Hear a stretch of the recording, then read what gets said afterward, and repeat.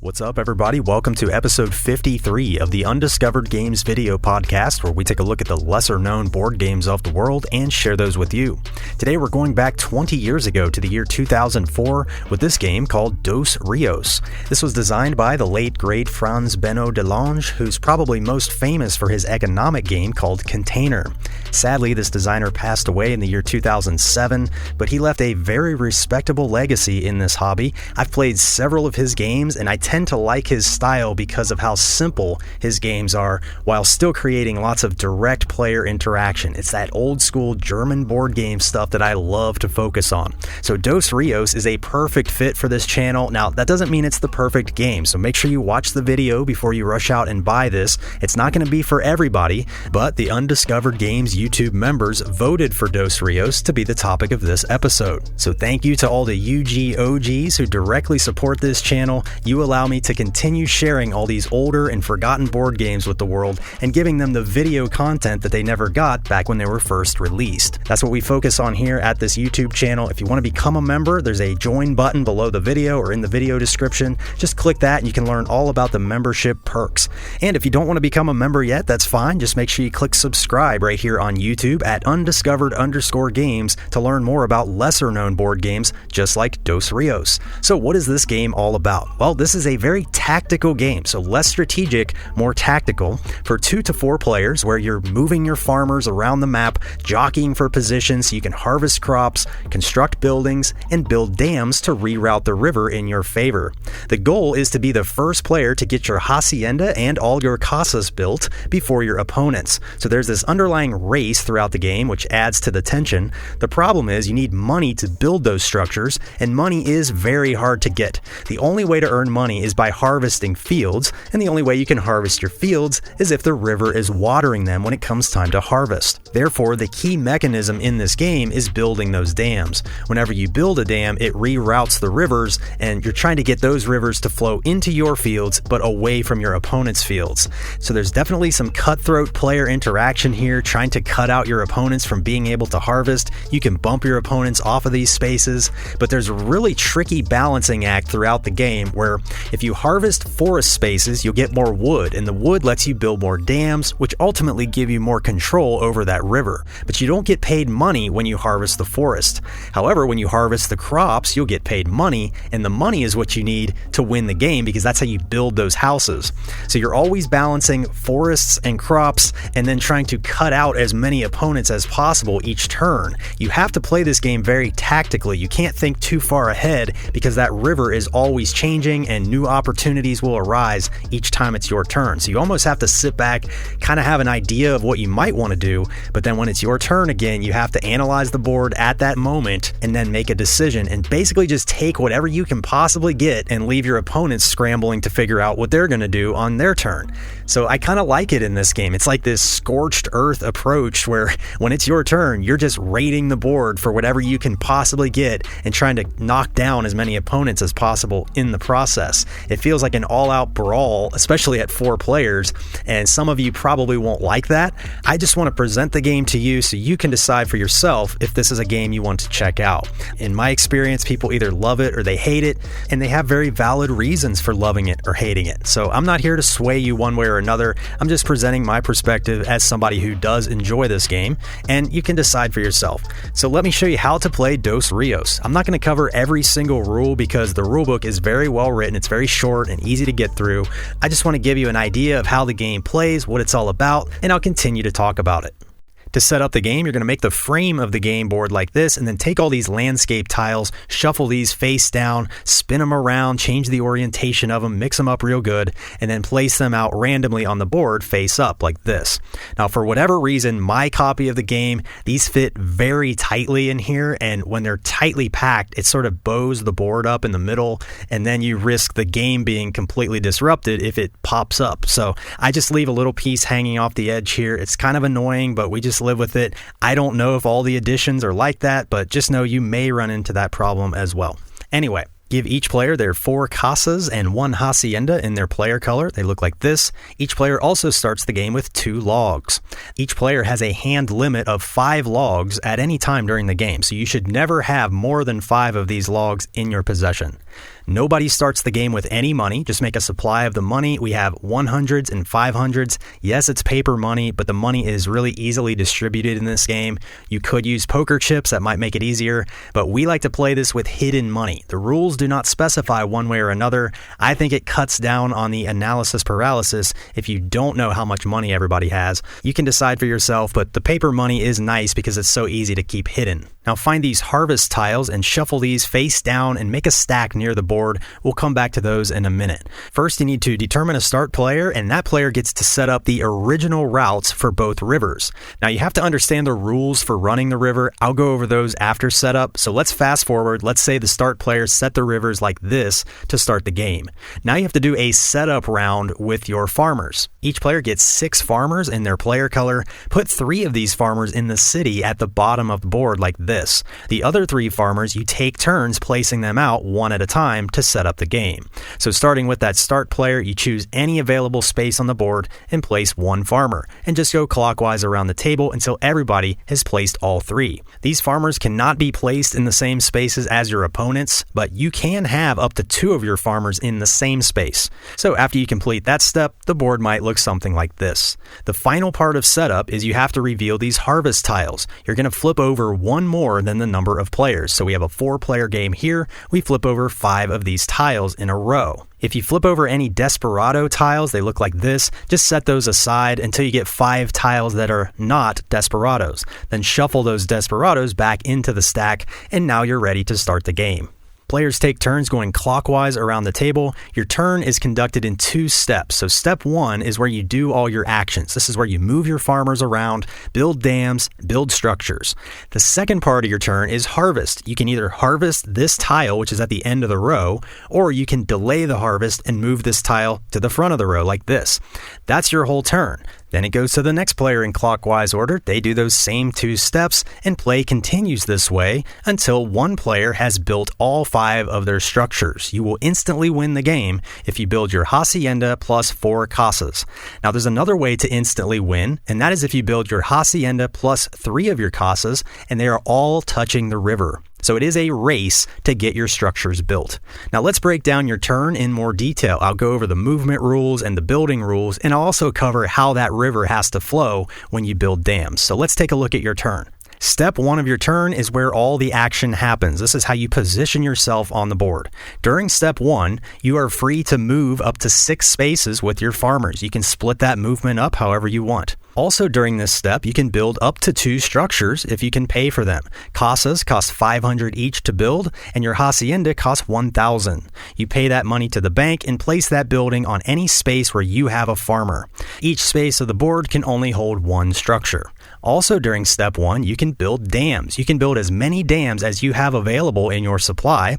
Dams get built on the edges of these hexagons, and you have to build them where you have a farmer. They are free to build, and there's a few restrictions which I'll go over here in a minute. But that's step 1. You get to do all that stuff in any order you want. So you could move a couple steps, build a dam, move again, build a casa, move again, build a hacienda, etc., etc. So let's talk briefly about the movement rules for your farmers. Generally speaking, each hexagon is 1 space of movement. So this would be 1, 2, 3, 4, 5, 6, or something like that. You can freely cross the rivers or cross over dams. If you're in the city, you can move up onto any of these spaces. This would be 1, 2, 3, or something like that. Or you can move onto these pathways along the side of the board. And this would be 1, 2, 3, or 1, 2, 3, however you want to do that. So again, you get 6 steps, and you are free to allocate those amongst all your farmers however you see fit. There is no limit to how many farmers can be on the pathways or in the city. However, on these hexagons, only 1 player can be present on each hexagon, and each player can only have up to 2 farmers on a hexagon. The only way you're allowed to enter an opponent's space, if they have a farmer there, is if you can chase them off. And here's how you chase them off. First of all, if they have 1 farmer there, and you can enter their space with 2 of your farmers during your movement, you immediately bump them back to the city. So if the red player is standing here and it's my turn, I'm the white player, I might move 1, 2, 3, 4. As soon as I get here, their piece gets bumped back to the city. But I would not be able to do that unless I had enough movement steps to enter both of my farmers into that space. Another way you can chase off a farmer is if you move from higher elevation to lower elevation. See how the board has hills, forests, and fields. So hills are considered higher than forests. Forests are higher than fields. So if my opponent, the red player, is standing here on a forest and I'm in the field, I am not allowed to move my farmer directly onto their forest because that's a higher elevation from where I'm standing. Now, if I had 2 farmers here, I could use 2 steps of movement, 1, 2, that would bump them back to the city. But since I only have 1, I would first have to move to higher elevation, which is the hills over here. So I could go 1, 2, and then into the forest. And now I chase them off with only 1 of my farmers because I went from higher to lower elevation.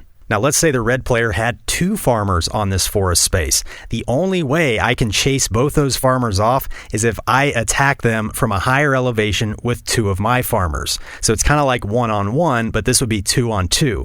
So I would have to get 2 farmers onto this hill space, move both of those farmers down into the forest, which bumps both of these reds back to the city. You just have to remember that each time you move a farmer, that's 1 of your 6 movement steps. So you really have to weigh if it's worth it to go out of your way and bump your opponents back to the city. Sometimes it's worth it, sometimes it's not. Sometimes it's worth it to waste a farmer and shore up one of your spaces. If you want to make it harder for your opponents to chase you off, then you might want to add 2 farmers to a space because that makes your opponents waste more movement steps just to get you out of there. So there are lots of little offensive and defensive maneuvers you can do just moving your farmers around, and that's really fun to play around with. It's also worth noting that the pathways and the city are considered the lowest elevation. So whenever you go from the pathway to the board, that is considered going up in elevation. These movement rules might seem a little fiddly at first, but they are very easy to remember. I don't even think about this stuff when we play this game anymore, so it's very easy to grasp this.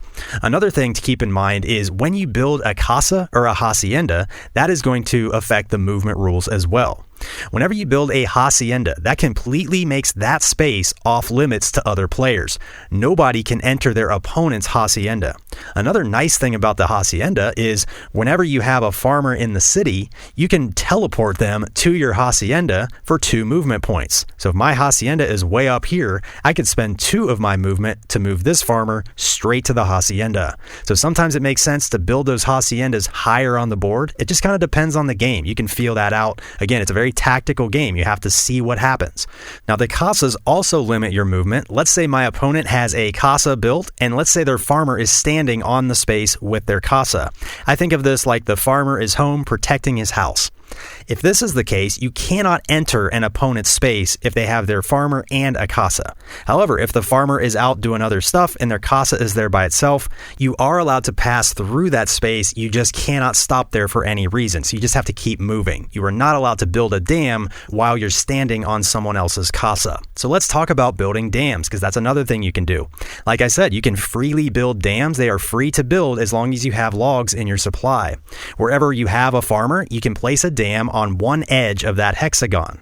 Now, most of the time you're going to be building a dam to reroute the river, but you are allowed to build a dam out in the middle of nowhere as well. But let me show you how to reroute the river. So let's say it's set up like this, and I want to move up here, so I use 1, 2 movement steps. So let's say I build a dam right here. It's going to block this river piece, so you basically take this river piece out and put the dam in. Now you have to reroute the river according to some rules. The easiest way to visualize this is you look at the board from north to south. So the river is always flowing from up here down toward these lakes. Whenever you block off a section of the river, you then look at the 3 tiles directly to the south of where you blocked it off. So the river would have to flow to one of these 3 tiles. Well, this one is blocked off, so it can't flow here. So now you look at this one and this one. The river will always choose the lowest of the elevations available to it. So in this example, it would flow here because this is lower than this. From this space, now you look at these 3 tiles. The river, once again, will choose the lowest elevation of these 3. And if you have multiple to choose from, you get to decide where to route the river, and you can use that to your advantage. So the whole point of routing this river is you want it to flow into your fields, wherever you have farmers, casas, or your hacienda. Because whenever you harvest, the fields that are watered by the river are the only ones that will pay out.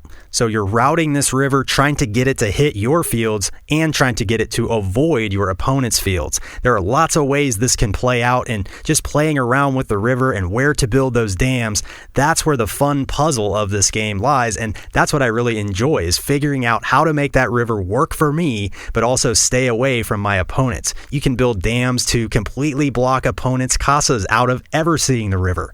Other players will do that to you as well, so you have to be careful where you build your casas. But anyway, I'm getting ahead of myself here. Bottom line is, whenever you build a dam, it cuts off the river and then you have to reroute it. You are never allowed to completely cut off the downstream flow of the river. So you could never have a situation where you put a dam here, for example, because that completely blocks off the flow from being able to go further south. And that's pretty much the only restriction on building dams. There's so many ways this can play out. One thing to note is, once you get down to these lakes, the river always will choose the lake if possible, or over here it can choose to go into the city like this. So the cities and the lakes are like the final destination that the river will have to choose. And once again, you will never have the river going back up to the north, so you cannot have a river going up here. It always has to choose one of the 3 southern tiles from where it is.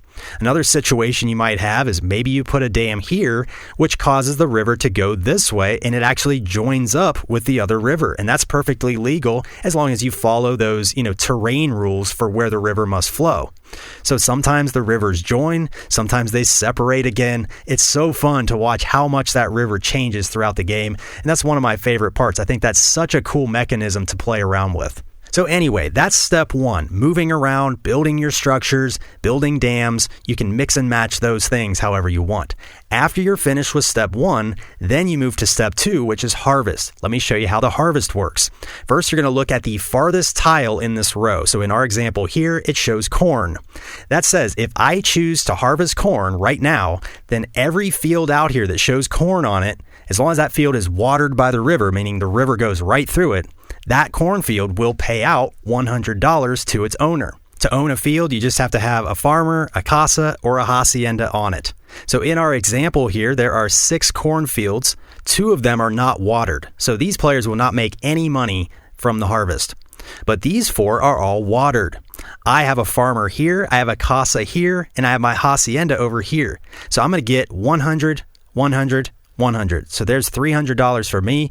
My opponent has a casa and a farmer on this cornfield, but they still only get 100 from the bank. So it doesn't matter what you have on that tile. You could have 2 farmers or your hacienda or a casa. It doesn't matter. It's always a flat $100 per field. After you pay out for the harvest, you take this tile, put it in a discard, and draw a new tile from the stack. The new tile goes at the front of the row like this. Once this deck runs out, you just reshuffle all the discards and form a new draw deck. Now, all the crops work the same way. So we have corn, tobacco, and wheat. Whenever those get harvested, they always pay out a flat $100 as long as those fields are watered.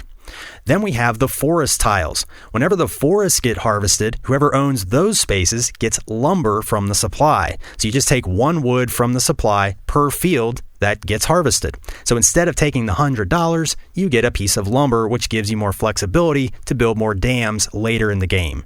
Just remember, you have a hand limit of 5 pieces of lumber at any point during the game, so you can never take more than 5. Some of these tiles say River Verde or River Moreno. If these get harvested, you harvest that entire river. So River Verde refers to the green river, which flows out of the green spring up top here. River Moreno refers to the brown river flowing out of the brown spring up here. So if the River Verde tile gets harvested, you just look at every field flowing from the green spring all the way down to the bottom. Every one of those fields pays out. If it's a crop, it pays $100 to the owner, and if it's a forest, it pays 1 piece of lumber to the owner. So you do it the same way, you just harvest the entire river. Finally, we have some desperados mixed in this deck. And there's desperados for the green river and for the brown river. Whenever you reveal a desperado, so when you're going to, refill this row, That immediately pauses the game, and the desperados come out of the mountains, head down the river, and chase the first 3 farmers they find back to the city. So this kind of keeps you in check from getting too far north on the board, because they're going to find those first 3 farmers and knock you all the way back to the bottom. However, if your farmer is on a hacienda, you are protected. So the desperados skip the haciendas and go to the next farmer. And if you have 2 farmers on a space, the desperados only knock out one of them, and then they proceed to the next farmer they can find. So there's little ways to hedge against those desperados, and there's only 2 desperados in the whole deck. So when one comes up, you know that's not going to come up again until that deck gets reshuffled, which happens once you run out of these tiles. So the desperados are kind of a fun little balance built into the game. I really like those. Another thing that happens during the harvest phase is, what if you choose not to harvest? So this is another option you have. If you don't want to harvest the last tile in the row, you can delay your harvest, take this tile, move it to the front of the row, and then your turn ends right there. So you don't get to harvest anything, but maybe you can line these tiles up and force your opponents to make some tough choices. Sometimes if you get like 2 green rivers back to back in this row, you can set yourself up for some big payouts if your opponents don't keep you in check. Now, your opponents are going to see that and probably try to cut you down, but you're forcing their hand by doing that. So there's lots of little subtle push and pull that happens between all the players here, and that's pretty much the entire game. I think I covered most of the rules, which I didn't even plan to do, but it's a very easy game to learn and teach, and I just encourage you to read that rule book anyway, because I might have missed 1 or 2 things. I mainly just wanted to show you how the game plays out, but one thing's for certain, it's going to play out very differently every time you play, and that's one of my favorite parts. I love just the openness of your turn, being able to move, then build, then move some more, and because of that openness, you're going to have a very different experience every time you play this. Plus, the board is always set up randomly as well, so I have never played 2 games of this that feel the same, and that's a really big selling point for me. But I do have some minor gripes, which I'll get into in my review, and that's how you play Dos Rios. So let's get into my rating and review.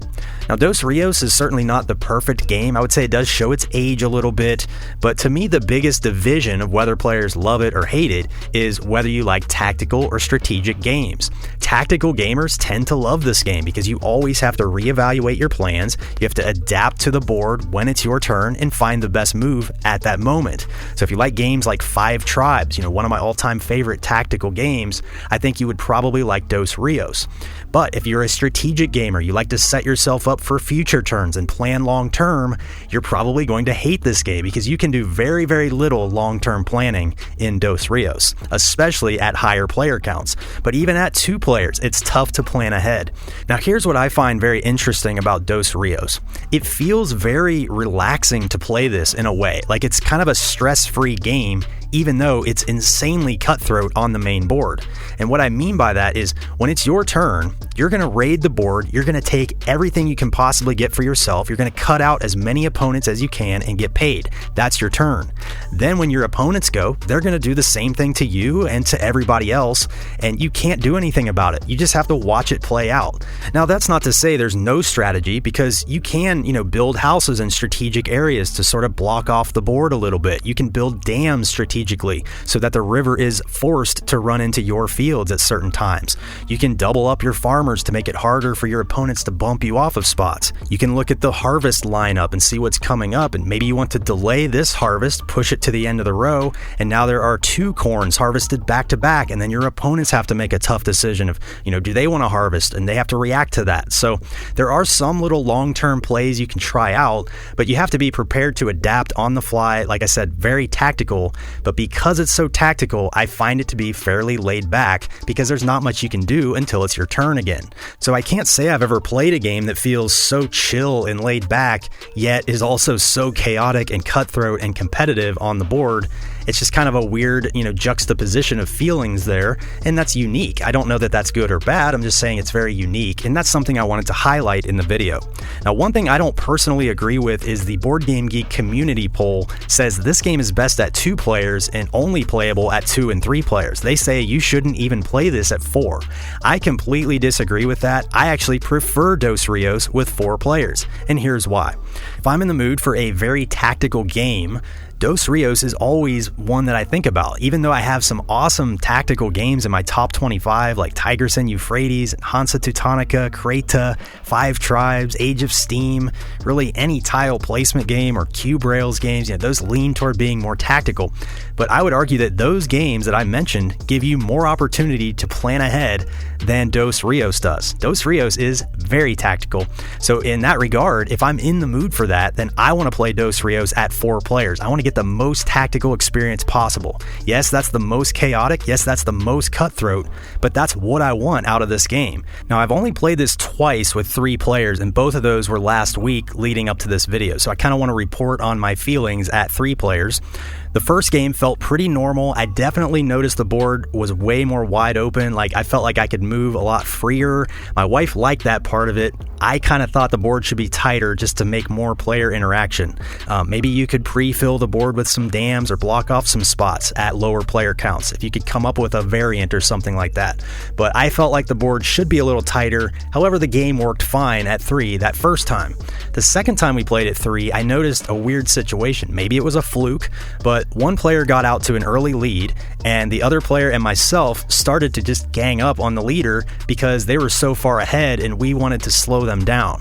Now, it was kind of fun at first because we kind of teamed up and started blocking them off, and it was kind of interesting, but then it became very counterproductive where we weren't getting anything accomplished for ourselves, and we felt like we could never totally slow the leader down. They ended up winning, so it was kind of, I don't know, it kind of took something away from the game because I've never experienced that at 4 players. So maybe that was a fluke, maybe that doesn't happen very often, but that was one little red flag I had at 3. Now, at 2 players, some of you will like the game. I find it to be very tit for tat, back and forth, just trading punches, trying to net a little bit more than your opponent each time it's your turn. The board, like I said, is wide open at 2 players, but maybe somebody can come up with a good variant to block off some spaces, pre-fill it with some dams. That really might improve the game. But still, I like the multi-directional tug of war that happens at 4 players, whereas 2 players is just so linear, back and forth, and there's so many great 2-player only games out there. I don't know that I would ever choose Dos Rios at 2 players. But we do play this quite often at 4 players, and we've gotten a lot of use out of it over the years. My 7-year-old daughter can now play this with us. She really likes this game. She likes to, bump people off of the spots and cut people out. It's just like good, mischievous fun, and my in-laws like it. My game group likes it for how cutthroat it is. And in my experience, people who don't like mean games, they can handle Dos Rios, and I think this is why. You don't spend 10 turns building up your presence on the board only to be completely wiped out. Like, each turn, you're building from scratch pretty much, and your houses, once those are built, they stay out there. Now, sure, you can get a house totally cut off from the river, but the houses are what you need to win the game, so it doesn't really leave a bad taste in your mouth that much. So I find that people can handle the meanness here because you're not so invested in building up the board. So that's another selling point for me personally. I like to have a good mean game that I can throw on the table safely and know that people pretty much are going to be okay with it. And the last thing I want to touch on is I love the balancing act between needing more wood to build dams and needing more money to build houses. You have to build dams in this game. That gives you control. So that tempts you to control more forest spaces to get more logs, but then that means you're not getting paid as much for harvesting your crops, which means you don't have any money to build your houses, which is how you win the game. So the designer clearly intended the dams to be the main part of the game because you have that hand limit of 5 per player. This game is such a grind, but it's a very satisfying grind. Yes, it's frustrating, but when you get that hacienda built, you feel such a huge sense of relief and accomplishment and satisfaction. And I really like that once your buildings are built, they cannot be destroyed, and they kind of shrink the board a little bit. They make it harder for the other players to move around. So it's like once you get points, the board kind of tightens up and makes it a little more tense toward the end of the game. So how would I rate Dos Rios? Well, at 4 players, this would get a very safe 8 out of 10, which is like a B-. So not my favorite game, but definitely one I am happy to play if somebody wants to play. Definitely one I get the itch to play if I haven't played it in a while. It stays on my mind sometimes. I really like the routing of the river thing. My main gripe with the game is I don't have any desire to play this with 2 and 3 players. So if I can't get a 4-player 2-player game of this, I'm going to choose something else. And that drags my rating down a little bit. Definitely like a C- at 2 players. So a 7 out of 10 at 2 players, maybe a 7.5 at 3 players, but a very safe, solid 8 at 4 players. And for that reason, I keep it in my collection. I'm always happy to play at 4. So anyway, does Dos Rios look like a game for you? Does it look like it reminds you of any other games that you have played? What is your favorite game by this game designer? I love to hear about all that stuff. Drop anything board game related in the comments below, and I'm happy to talk about it. If you're new to this channel, welcome in. I typically release a new video every 2 weeks, but every 3rd episode is for members only. So episode 54 is going to be for members only. That means there's still time to join and become a UGOG before that episode gets released. Just look for the join button below the video or in the video description below. You can learn all about the membership perks like early access to videos, members only content, and getting to vote on future episodes. Lots of fun stuff there. And even if you don't want to become a member, that's totally fine. There are lots of ways to help support this channel. Just check the video description below for other ways you can help out. If you're not subscribed yet, make sure you do click subscribe right here on YouTube at undiscovered_games. I am thrilled to have you on board. I have hundreds and hundreds of games to feature still. I can't wait to bring those to your screen. I'm just a guy who loves old board games and loves sharing them with the world. So that'll do it for today's episode. Members, I will see you on episode 54, and the rest of you, I'll be back on episode 55. Thanks for watching, play lots of games, and I'll see you on the next one.